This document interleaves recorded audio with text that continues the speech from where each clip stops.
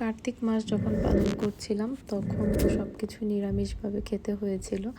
আর পুরো প্রায় ১.৫ মাসের মতো নিরামিষ ছিল।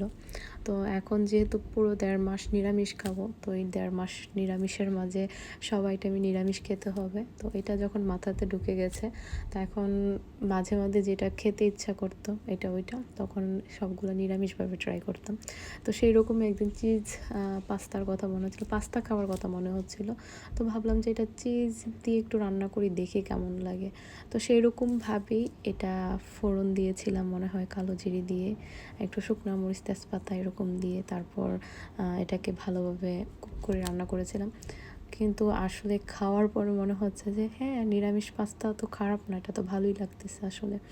তো আসলে নিরামিষ দিনে যখন মনে হয় যে না, খাবার কি খাবো বা কি খাওয়া যেতে পারে, এটা আমরা আসলেই কিন্তু ভাবি বা একটা সংকোচে ভুগি যে পুরো একটা মাস কিভাবে পালন করব, কিভাবে কি খাবো।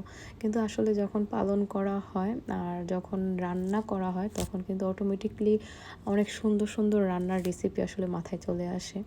তো এই নিরামিষ মাসে নিরামিষভাবে আসলে খুব ভালো একটা সময় পার করেছিলাম। তো আজকে ভিডিওটাই দেখছিলাম আর ভাবলাম যে আজকে তোমাদের সাথে সেটা শেয়ার করি। এই